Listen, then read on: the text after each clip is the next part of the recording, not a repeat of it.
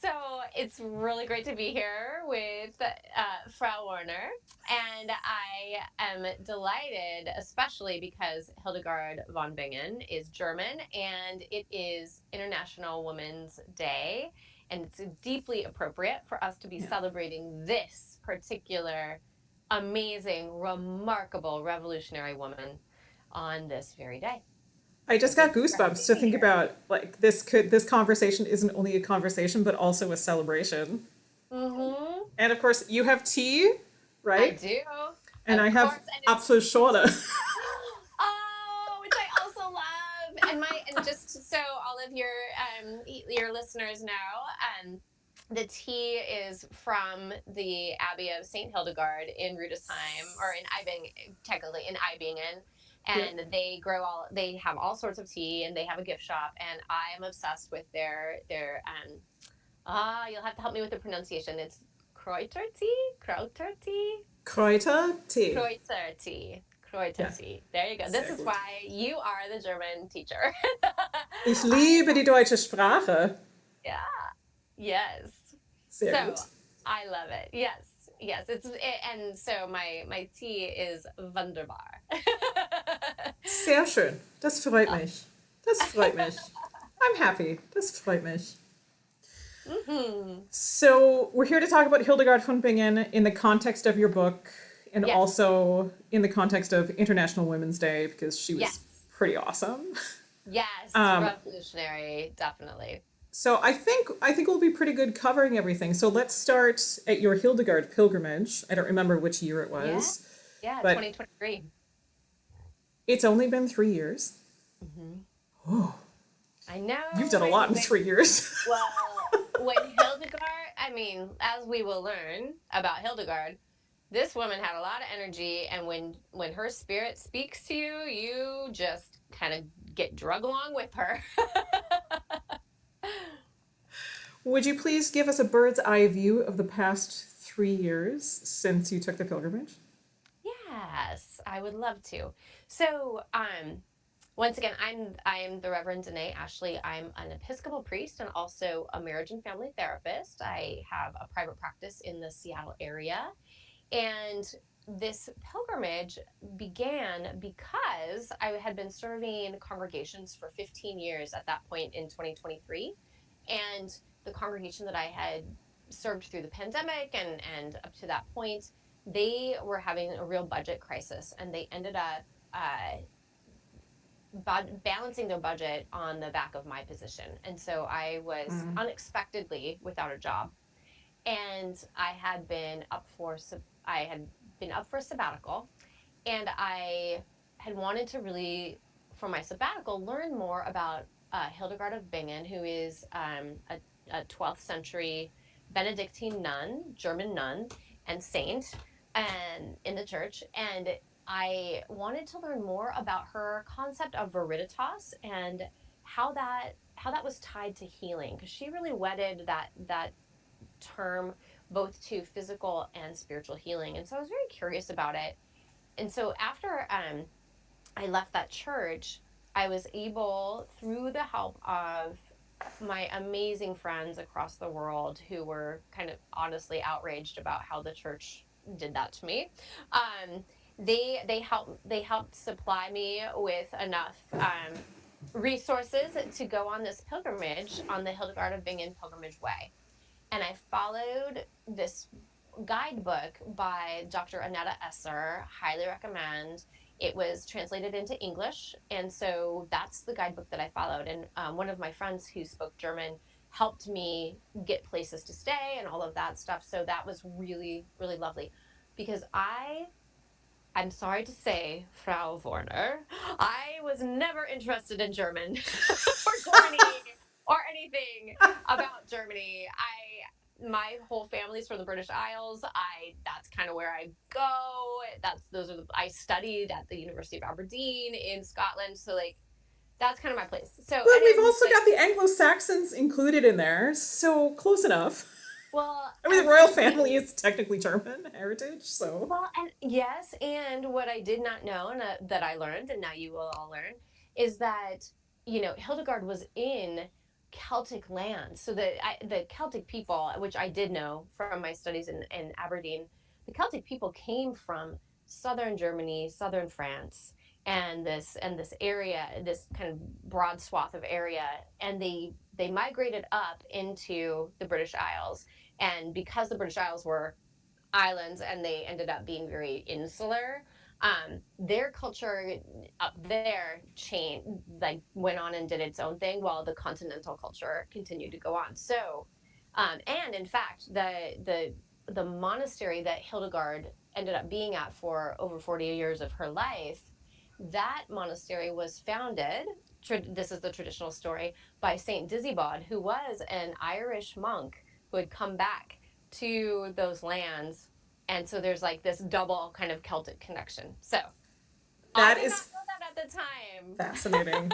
I knew It was. that the Celtic monks had come back down into continental Europe and then through Germany. Long story. And they actually left a lot of names as their what do we call it, legacy in a way.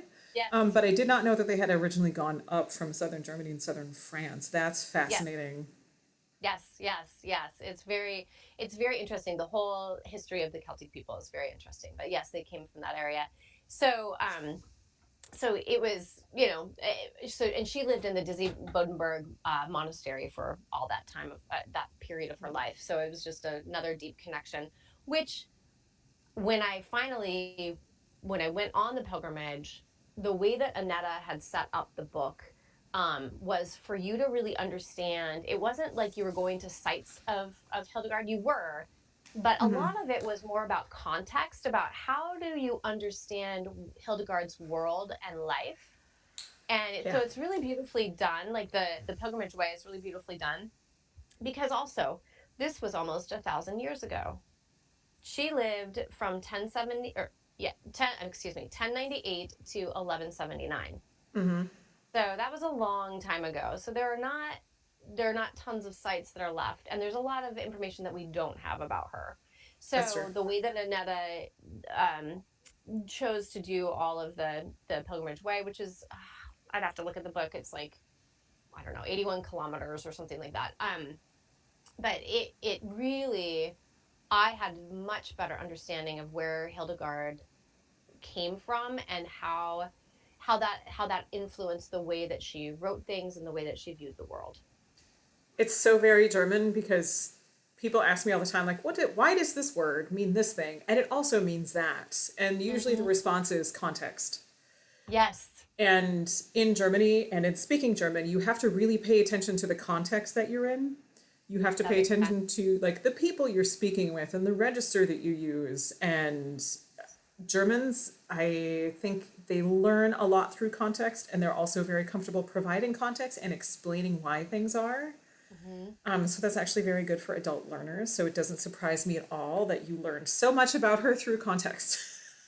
Yes. Well, and Dr. Esser is we're now friends. Annetta, she is a German woman, and she's a teacher. So, like in real life, she's a teacher and an artist, and so it makes a lot of sense that she did this, and a deeply spiritual person. And she also this year is coming out with an updated version of the Pilgrimage Way book, and she's added some sites to stop at. So I'm going to be finding out more about that at the international conference on Hildegard in September. Awesome. Yeah. I did not know that. I'm even more excited. Okay. Me too. My book budget will have to get even bigger. Okay.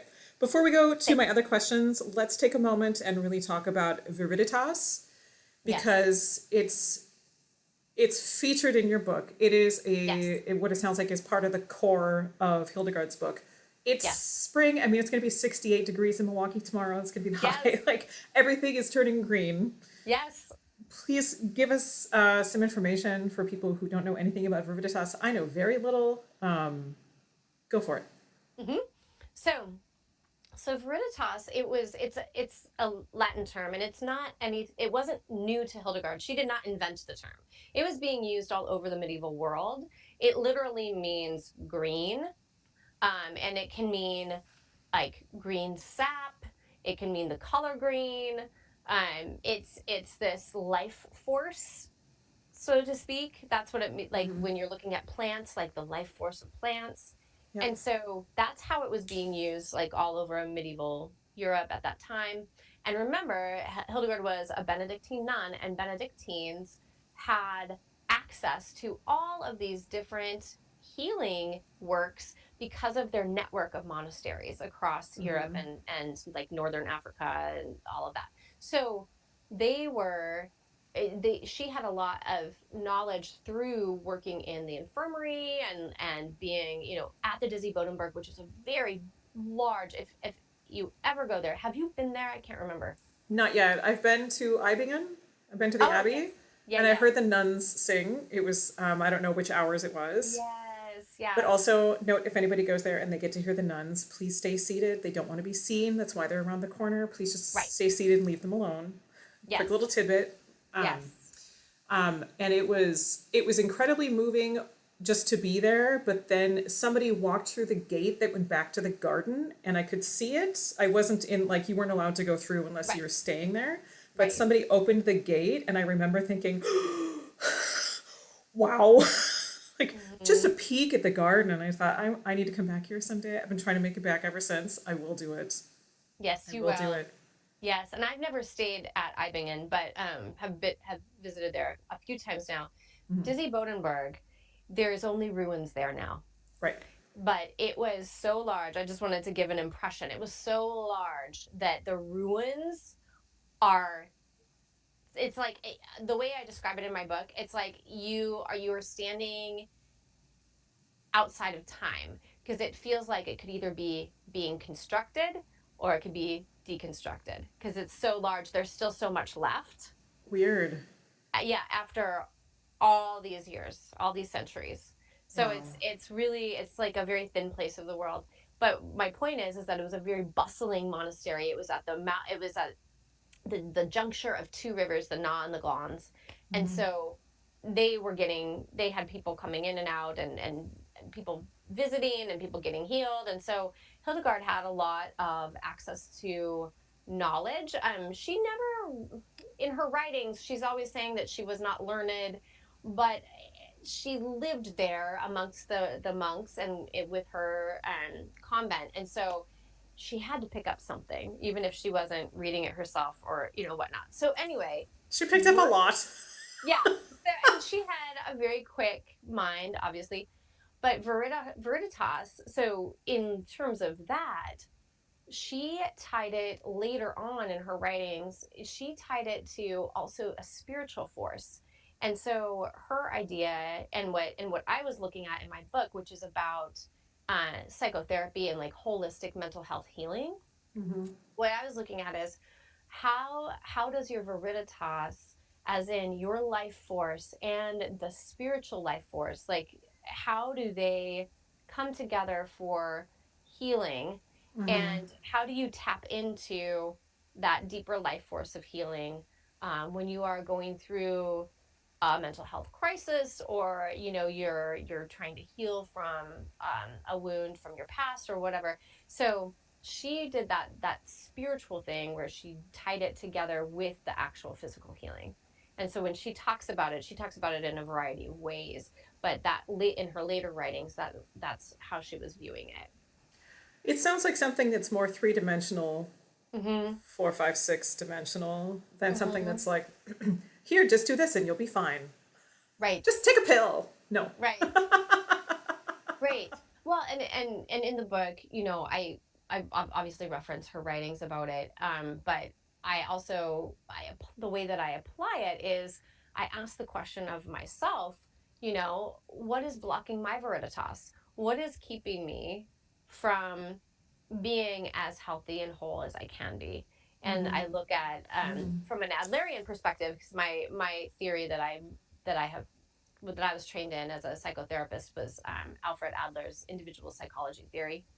And he has this wonderful thing called the life tasks. And so I blend the two of them and I say, okay, what is blocking my viriditas when it comes to my work, when it comes to my community involvement, when it comes to my love, as in It can be romantic love or other kinds of close relationships. Mm-hmm. And then Adler's adherents later have added other life tasks. And so I like to say, what is getting in the way of my viriditas for my self task? Like how does that affect how I'm caring for myself and also for my spirit, so my spiritual self. So I add those two in there. But yeah, so it's just she's so brilliant, and look how we're still dialoguing with her over the centuries. It's really fascinating. And then bringing Adler into this dialogue is actually it's part of the book, and it's very fun. Wonderful. It's got warm fuzzies. Yay! So Hildegard, eventually, not right away, but eventually she ran her own convent, which is a kind of a business. Oh, yes. And you are also a professional woman, and you run your own business. I run my own business. Yes. Who is Hildegard von Bingen to you? Oh, yes, we do. Who is Hildegard von Bingen to you as a woman in the 21st century? So Hildegard is really inspiring in so many ways, and people come to her from a lot of different directions. That's totally true. But in answering like the business type question, so she had a high amount of energy, and at the same time, she was sick all the time. From the time she was a young girl, she had been seeing visions from the time she was very young, and she was also very sick all the time with various ailments. She, describes feeling poorly. We have over 400 letters from her and to her. So we hear about how she had been ill this time and how long that took for her to feel better, and how she was relying on God. And so in the midst of running, when she took over the Dizzy Bodeberg convent after her mentor Yuda died, she did things a little bit differently than Yuda. Yuda was what we would call an ascetic. So she was very pious, very when they buried her, after she died, they found that she had wrapped herself in wire, chains, so that she could always be suffering for Christ. She was that kind of person. She was very that kind of ascetic where she was punishing herself to draw closer to Christ, that kind of thing. Hildegard was not like that. Hildegard wrote one of her mentees, Elizabeth of Shona. She said, I'm not going to quote it exactly, but she said, basically everything in moderation. And so that's how she ran her monastery or her convent. So she was also, it's kind of a weird system to explain, but the abbot was the head of the monastery. And so she wasn't, even though she was elected as something called the magistra, which is mainly she was in charge of it, but she still had to bow to the abbot. He was the one that was actually in charge in a lot of ways. But she ran her own convent. And so the abbot was he definitely wanted those women to stay because they were all noble women. So Hildegard had all noble women. This is something a lot of people think, she was an abbess and, or the leader of this convent, and that, that they had anybody in it. They actually did not. She did not believe that people who were poor should be in a convent with her.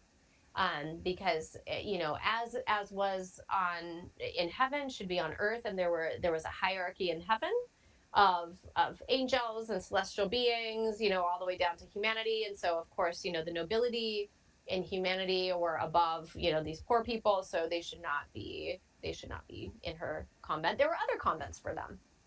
Okay. So she ran her convent with rich women. So they had a lot of money. And she was running it in moderation, in a lot of different ways. She got criticized, and we have a letter about this.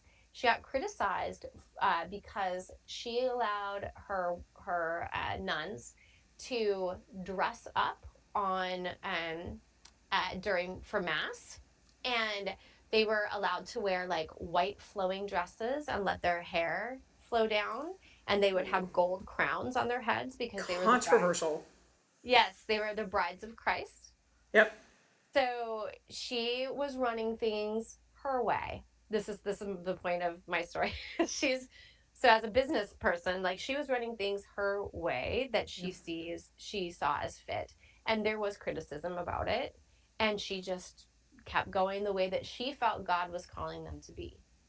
And as virgins, like, she also, that belief in medieval time was like virgins had a special closeness to Jesus and all of that stuff. So she wanted to celebrate that, since they were not going to be married women to a man. They were the brides of Christ. So anyway, so she did all of this, and eventually she was like, we need to leave here. It was getting the convent was getting larger within the larger monastery. And she felt called by God. God spoke to her in what she described as the living light in some of her writings. And she saw visions of God, and God gave her a lot of information to pass on to humanity. So she got this information from God that she needed to go over to Rupertsburg, which is in modern day. It's and you can help me with pronunciation. It's modern. It's next to it's part of Bingen now, but it's modern day, like, it's called Bingerbrook or something like that. It has, like, I'm not saying it right. But it's a part of Bingen, and it was called. But at that time, it was called St. Rupertsburg because St. Rupert had been had established a monastery for the sick there, and he and his mother treated the ill, and anyway, that was like kind of what had been there, and there was like ruins, and so she felt called to go and bring her nuns north to that point on the Rhine River, which also was very strategic as a businesswoman, because she would have more accessibility to people who are trading on the Rhine. That river was obviously very large, very bustling. It's still really an important river. Exactly. And so Rupertsburg was right on, like, literally, like, right on it. And we don't have any of the ruins, except for we still have some vaults left from, like, the basement. But when they put in the trains on that side, they blew up the rest of the ruins, and they got rid of all of the ruins except for this one part, and now it's all train tracks. So if you ever go there, there's I want to say it's an architectural firm, and there's like a little strip mall right there, but you can get permission to, like, go in and look at it, and there's this very small museum, and it has very limited hours, and you have to contact them beforehand. Anyway, FYI. The one in Bingen, you mean? In Bingen, yes. Yep. Yeah. So this is where the vaults still are if you wanted to go down and look at them. But anyway, so she gets called to do this by God. And at this point, she's already been given authority from the wider church, literally from the Pope, to continue writing down her visions. And she did not start writing them down until she was 42. She says she was in her 43rd year. And she didn't start writing them down until then. And then she got, through a variety of means, she got permission from the Pope to be seen as someone who had a deep connection to God, as a mystical connection to God. And so she was encouraged to continue to share her visions with the people of the world and in the church. And so she had a lot of authority, and then she was getting letters from all sorts of people asking for advice, and she was giving advice. I don't know if some of it was unsolicited, maybe, but she was also giving advice to people as well. I don't know anyone who's given unsolicited advice. Right, exactly. So she was becoming, they called her the Sibyl of the Rhine, because she was like a prophetess in a way, since she was having these visions about God and about what the earth was doing, and how people should be treating one another, and all of this kind of thing. So So anyway, she gets this vision that she needs to go to Rupertsburg. The abbot does not want her to go. He doesn't want all that money to leave. Oh, God. So Hildegard becomes ill, violently ill, taken to her bed, not recovering. And yes, we all kind of just raise our eyebrows. We're like, okay. until Abbot Kuno finally relents and he lets her leave, and she takes some of her nuns, and they go. And it was very hard because they had to build this monastery in that area on top of these ruins, and so it wasn't like a ready-made place for them. They had a lot of building to do, and so a lot of the nuns got discouraged, and it took a couple of years, but eventually it was its own bustling thing. And then she went across the Rhine, according to the tradition of the Eibingen Abbey nuns. Mm-hmm. She went across the Rhine, where there used to be an Augustinian monastery that was run by some Augustinian canons were running it, but there was like a remnant of women nuns that were there, and so she went across and helped like reestablish that as a convent, and she would visit that place across the Rhine, where actually the Rudesheim, the St. Hildegard Parish Church is. That's actually the ruins of that monastery. And so they built in the 1800s. They built further up the hill because those ruins had been destroyed, or that church had been, or the monastery had been destroyed. So yeah, I think it caught on fire a couple of times. Yeah, like, I think at least twice, several hundred years apart, but it caught on fire a couple times. Yes. So excuse me. So she was running 2 convents, not just one, and she was having to cross the Rhine each time. I'm sure they had some sort of ferry situation. But anyway, so, I mean, that takes a lot of energy. And she was writing, and she was doing, music. She was composing for her nuns and for their services and all of that. And she was, doing all sorts of other kinds of work, and obviously healing work, because we have 2 basically attributed tracks by her, the Physica and the Causae et Curae, of healing. So she was quite busy. I don't know how she organized her time. No one really does, but she was doing it. And clearly she had a lot of political savvy, since she, took to her bed, and then, until the abbot would relent. And she just did things her way. But she believed that they were ordained by God, even, at the same time, like she had that authority. So she was just a fascinating woman, in that sense too. And then, I'm trying to think, there's just so much to say about her. When she was in her 60s, then what does she do? She's a cloistered Benedictine nun running 2 convents. In her 60s, she's like, God is calling me to share my messages with the wider church. So she starts going on preaching tours. Mind you, this woman is in her 60s in the 12th century. Yep. Traveling from the Rhine Valley to places like Cologne to the north, which is kind of a far journey even now, like with a car. It's a little jaunt. Yep. Over to Trier. And all sorts of other places, southeast. So she did 4 of these, beginning in her 60s. Incredible. Yeah. And I guess she probably would have gone by foot and by horseback, but I don't know. Yes. Yeah. They would have necessarily had. Yeah, but also not very comfortable. No. And she's in her 60s, and she's a medieval woman who is always sick. So let's just say she was, the spirit of God was working. Maybe she always told people she was sick so they would leave her alone so she could work, so she could concentrate. Maybe. I mean, it is a theory. It is a theory. I'm going to go with that one. Like, I don't feel well. I just need to concentrate. And people leave me alone so I can do deep work. Well, she clearly had, a very sprightly mind, and also, she had a noble family, and so there was a lot of political turmoil and religious turmoil during that time in Germany. The different kings were fighting, the kingdoms, the different kingdoms were fighting. The, you know, the, she ended up visiting Emperor Barbarossa at one point. No kidding. Yes. Oh, yes. It's actually quite important. It's at Ingelheim. She went and visited him at the palace in Ingelheim. Awesome.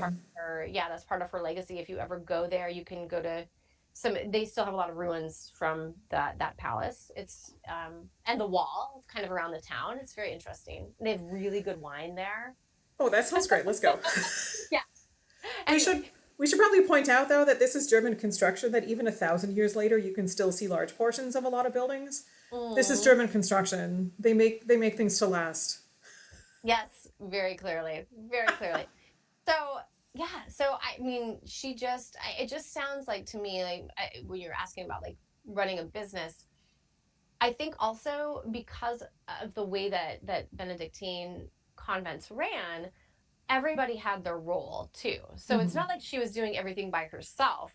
Everybody had a role. So living in community in some way as a business person, even if you are the proprietor, you have people in your community that you rely on for different things. And I think that is also probably very helpful for her to be able to free her up to do this other work, because she had people in those roles that were trusted. And that's just kind of how the Benedictine monasteries and the convents would run. Got it. Was it the Benedictines, or is it the Benedictines who have the ora et labora? Yes. Work and pray? Okay. Yes.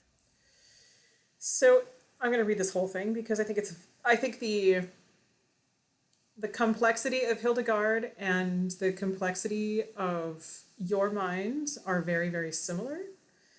Hildegard was a talented, and let's face it, she was a learned woman. I mean, how many people even would have learned to read and write back then? And she, as you wrote in the blog post, even developed her own secret language. Yes.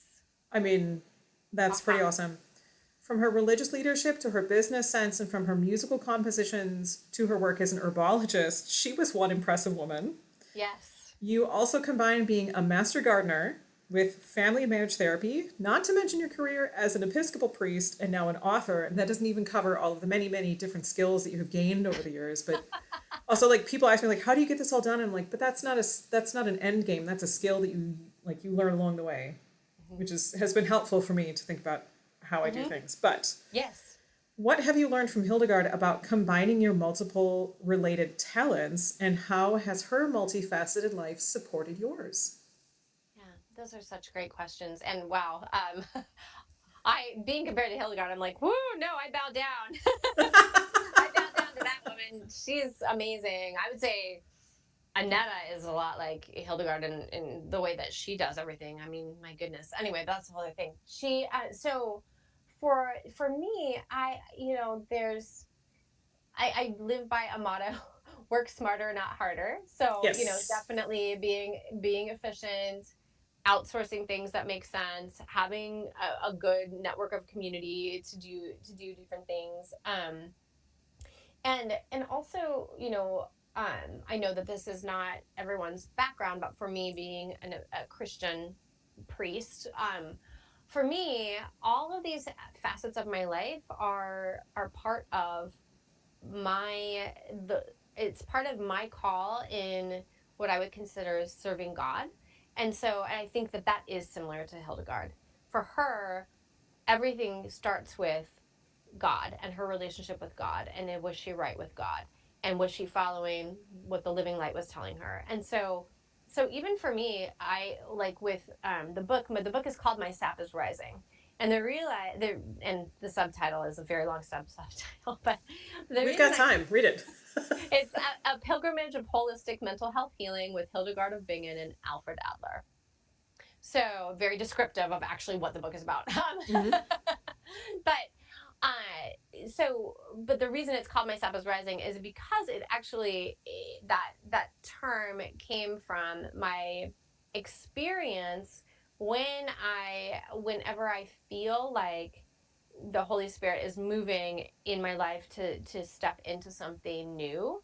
It feels like champagne bubbles are coming up into my body. It's like sparkles. I don't know how else to explain it, and it feels very right. And so so when I was learning about the Master Gardening Program, I had never heard of it, and I was at my favorite nursery, McAuliffe's Valley Nursery in Snohomish, near where I live, and I was talking with a woman that I saw all the time there. She worked there, and because I would go there very frequently, so everybody kind of still knows me because I still go there. But I was talking with her, and I was like so excited about this plant and that plant, and she goes, "Have you ever thought about doing the Master Gardening Program?" And I was like, "What is that? Like, I'm not becoming a botanist. I'm not learning Latin. I don't have time for this. Like, I don't know what that is." You know, I like plants. She goes, "No, no, no, no, no. It's like a community. It's for like normal people. It's not like for people who are becoming botanists. It's for people like you who really enjoy gardening and plants and want to talk about them with other people who also enjoy that." And so when she explained that, I was standing there amidst all the flowers, it was like, oh man, when was that? It was in the early fall. And I said, my friend was with me, and so I said to them both, I said, "Oh my sap is rising, ladies. I'm feeling something." I'm like, "I think I need to do this. I'm going to go investigate." And so that's how I ended up having that master gardening experience, because of my sap rising when I heard all about it. But that is for me, that is a way that I experience what I'm supposed to be doing. And I met wonderful people in my master gardening program, and I'm still in contact with some of them, and learned so much. It was very, very, very helpful. So anyway, yeah, that's how that piece kind of came into that. But I think even though we have faceted lives, for me, it's always drawing on what is God calling me to do in this section of my life, or what is God calling me to do, and then I get invited into these intriguing things, such as this lovely interview we're doing now, and I'm like, yes, I should do that. And then my cat says, yes, I should interrupt while she's saying something important, because I'm a cat. But, my sap is rising, Frau Warner. So, yes, and Connor can come and interrupt us anytime. It's totally fine. He's so adorable. I find Hildegard very inspiring in my life right now, because I'm in my very late 40s, and she began all of this. We would never have known anything about her until she started writing down her visions in her 43rd year. And so she started... Oh, I have goosebumps. Yeah. Really? So she started everything in her 40s. Oh my gosh. So here's a big call out to every woman who thinks, right, I'm in my 40s and I haven't done anything yet, or exactly, I think I haven't done anything yet. Right. Just start one step. That's all it takes. Exactly. And cool. So I feel like she's the icon for us, in our this next half of life, because she lived it so fully, even amidst political, religious struggles, around, amidst serious illness, different people arguing in the convent, the abbot, like she survived so many things and did her work. Do you ever wonder what 12th century convent gossip was like? Well, I mean, we have letters, like the letter that was criticizing her about the white gowns that they wore and the crowns on their head and all that stuff. That was from another abbess. No kidding. Yeah, so that she was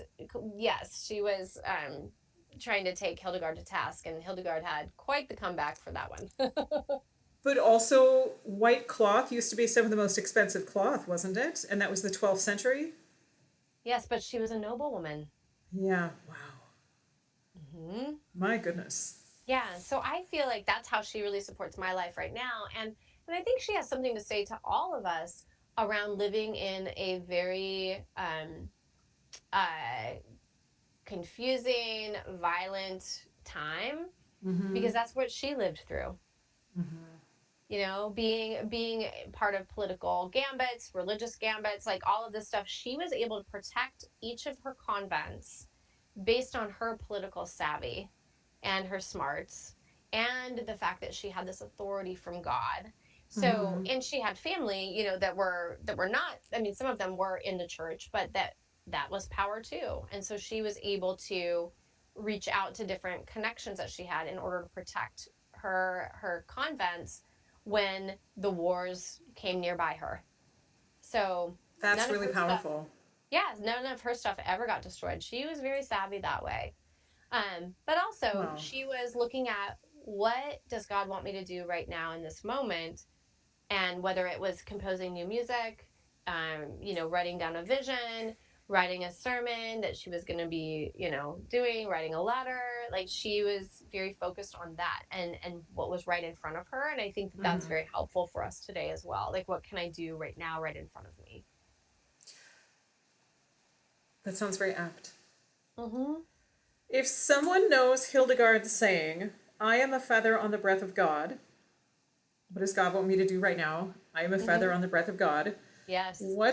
If somebody knows that quote already, what's another quote of Hildegard's that people might like and why? And I might have to yell at my cat, so. Oh, she has lots of great quotes out there. I mean, just so many, especially around in Scivias and her other works. She's got tons of really good stuff out there. I chose one of her. I chose one of her kind of benedictions. That she did. And it's really beautiful. And I found it in Renata Crane's book. She translated it, called Hildegard, Prophet of the Cosmic Christ. So I just thought that this was really beautiful, especially for today's time. And it's a longer quote. It says this: "The soul is like a wind that waves over herbs, is like the dew that moistens the grass, is like the rain-soaked air that lets things grow. In the same way, you should radiate kindness to all who are filled with longing. Be a wind helping those in need. Be a dew consoling the abandoned. Be the rain-soaked air giving heart to the weary, filling their hunger with instruction by giving them your soul." And the soul was a very important concept for Hildegard, around healing and around the soul's journey. Is the soul being pulled by virtues or vices? I mean, there's all sorts of stuff around the soul, but I just love that because it combines that environmental strain that she has in her, and also the spiritual, and it's just beautiful, like how we should radiate kindness to all who are filled with longing. I mean, like, what a beautiful statement. How do we treat one another? So I offer that. It's not the typical stuff that other people would say, but I love it. It is very refreshing. It really Mm-hmm. is. What's an herb you enjoy, and what does Hildegard have to say about it? Oh my goodness, she has so much to say. In Physica and Cause e Cure, about herbs and recipes. So if you want to deep dive, you can take a look at all those. But I will give you two. This is not one of them is not an herb, but it's related to healing from magic and the devil's hatred. So she says, ferns. So we should all be planting ferns all around. Okay, Okay, writing this down. Yes, ferns. Fern is very hot and dry and has a little bit of juice in it. It holds within itself great power, namely such a power that the devil flees from it. So that's important, especially for her. And then an herb would be lavender. And she says, lavender is hot and dry, having very little moisture. It is not effective for a person to eat, but it does have a strong odor. If a person with many lice frequently smells lavender, the lice will die.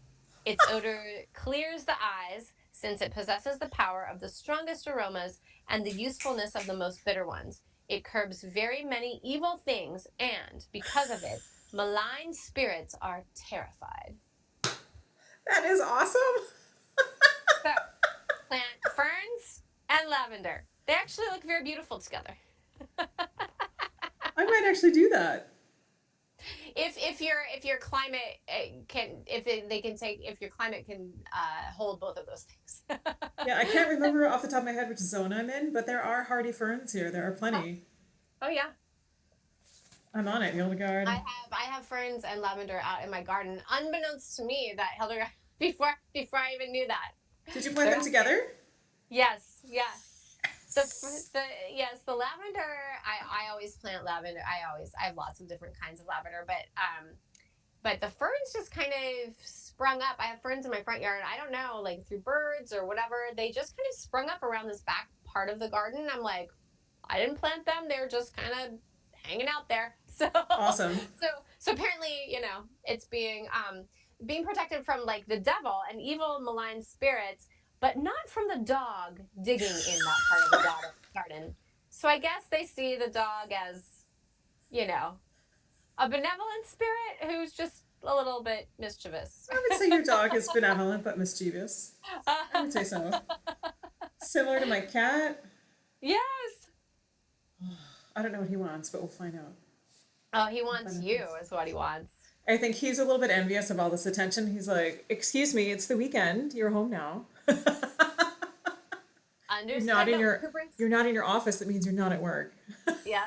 Cooper's been in and out of the goddess dwelling multiple times since we've been talking, and I think it's raining again, but he's gonna need another walk. That's awesome. Where can people order your book? How can they get a signed copy? I cannot wait for mine. I'm just like, oh. I signed yours last night, and I put it in the mailer, and I'm gonna take them to the post office this week. So that awesome. Hopefully it'll be there in time. I'm gonna send them media mail. Yep. But anyway, yeah. So you can go to my website for this, DanaeAshley.com, DanaeAshley.com, and right on the homepage, like it has a link to like click on to where the book is, but it also says has its own, the book. Yes, it says the book, and there's also like a separate menu tab, the book. So you can click on that, and it has a myriad of places that you can you can pre-order the book right now, and then it officially releases on March 19th. So you can order it from Amazon, you can order it from Bookshop, you can order it from Barnes & Noble, you can order it from my website. And so here's the thing. If you order it from my website, I will autograph the actual book and mail it to you. And then if you order it from another place, which is, that's your prerogative, I will sign a book plate for you and send it to you in a little card with, usually I send a little bookmark and a sticker or something. So cute. I can send you that. What you have to do is you have to email me your receipt and the address that you want the book plate to be sent to. And if you're ordering it for somebody else, like let me know that I need to address it address the autograph to someone else. Good point. One question. Because the publisher needs to get paid, the printer needs to get paid, you need to get paid for the book. Business question is, if they order it from your website as opposed to another place, does it make any kind of a difference for you? Because I know that's going to be the first question that comes from my clients is, do I support her more if I order it directly, or is it like set from the publisher? Oh, that's a great question. I mean, let me put it this way. I make more money if you order it from me, because as an author, I buy at a discount from the publisher. So and I set the price at basically the same price as everybody else, but so I make more money that way. If you buy it from one of the major retailers, those purchases drive up the distribution. So especially with Amazon, the more that you order from them, it drives up those algorithms and that right. distribution, but also reviews really help with that too. Oh. So no matter where you order from, if you go on Amazon and review it, that also, like, you can break the Amazon algorithm. That my publisher's done tons of research on this, and so if you get like 50 reviews within the first week of your book coming out, that will drive the algorithm so that my book will be included in suggested titles for other things. I'm just going to write myself a note that when your book arrives, that I will actually log into Amazon. I am an Amazon minimalist. I will be very clear about that. I understand. Yes. But it is really important. Like, not only are the actual proceeds important, because this is like, this fuels other work that you can do. Exactly. But it is also really important that the marketing happens so that more people hear about it and more people can hear the message and be introduced to Hildegard von Bingen. Exactly. And I think too, what's really important to remember about this work is that this is very grounded work. This is what strikes me about everything that you have done with the website and, you know, sending out emails about the book is that it is all very genuine, that it very much comes from a place of caring about, I'm going to get a little foot clapped. It really stems from a place of caring about other people. Yes, absolutely. And related to this, I just recently made a new friend. She crocheted me a hat.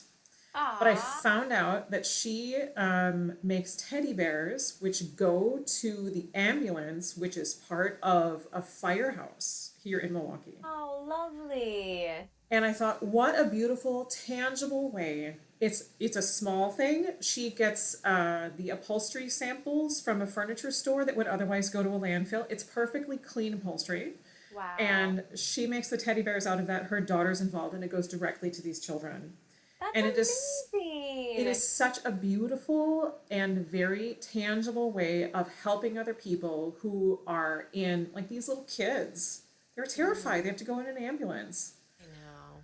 And it's such a beautiful thing. And she just was like, yep, I realized that I could do this. And she's donated, I don't know, however many dozens of bears or maybe hundreds of bears already.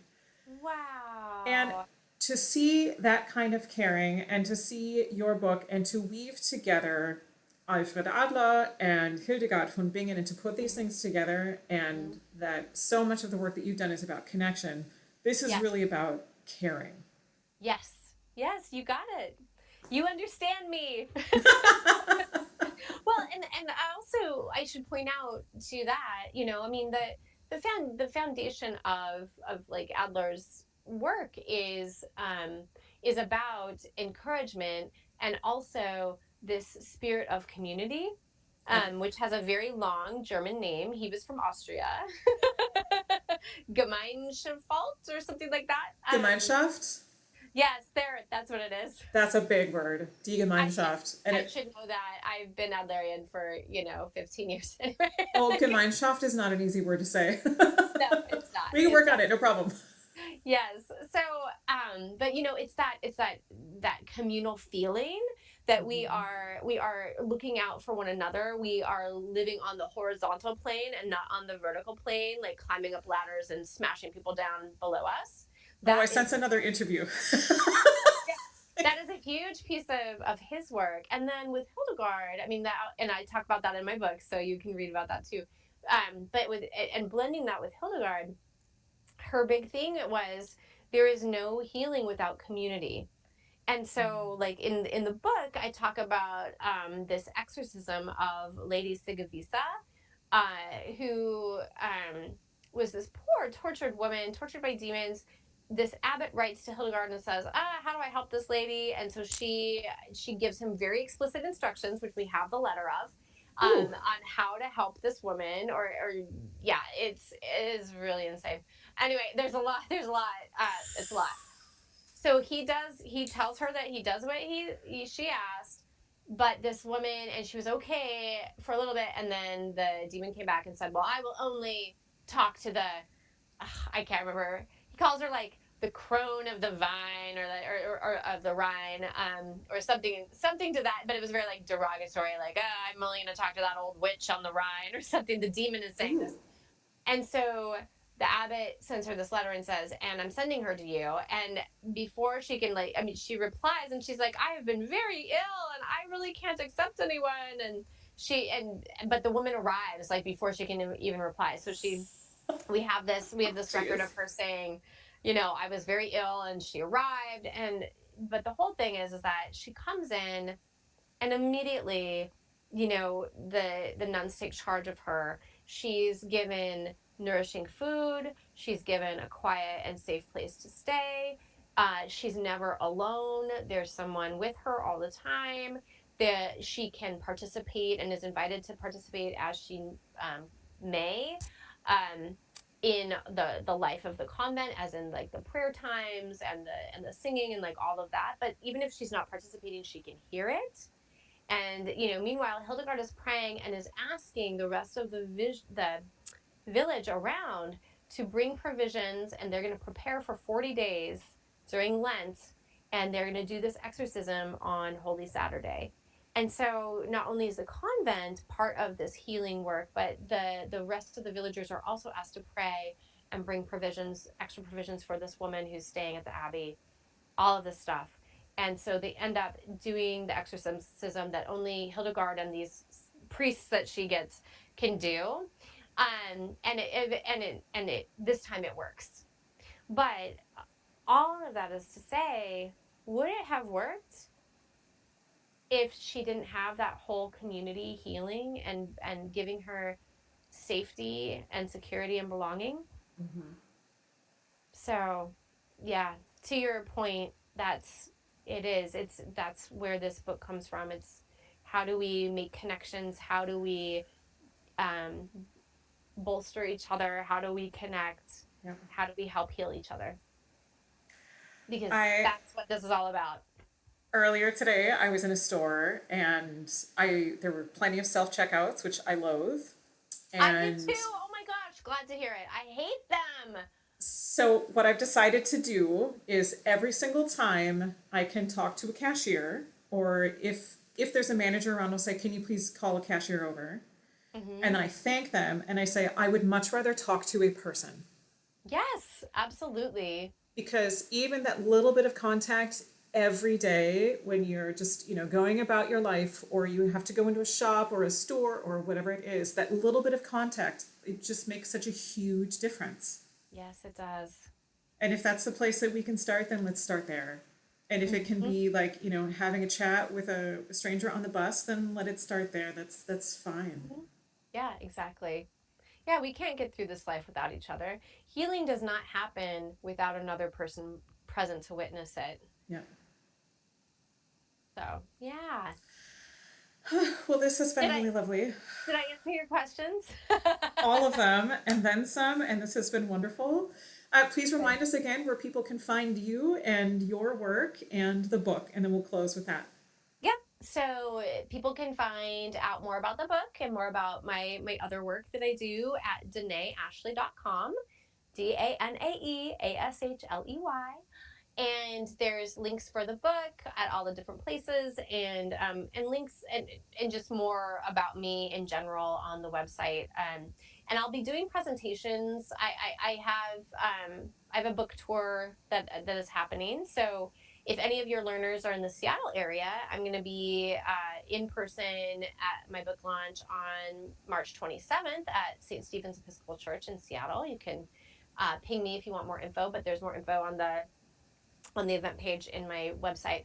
But also for those of you that are not in that area, you can join me for a spring equinox book launch, which happens right after the book goes public. And that's going to be on Saturday, March 21st at 9 a.m. Pacific time, noon noon Eastern time, and all the times in between. So you are all invited and welcome, and I gave Nicole the information for that, the Zoom link for that, if you're interested in doing that. And I'm going to be in Minneapolis for those of you that are in that area. I will be there at the end of May, and there's more details to come about that. But I will be I'm going to an Adlerian conference, and then I'm going to be doing a Hildegard church service and presentation at a Unitarian church, and then probably doing something else. And so everybody is welcome to that type of event. So stay tuned. Yeah. Thank you very much. Thank you for having me. This was so fun. You're welcome.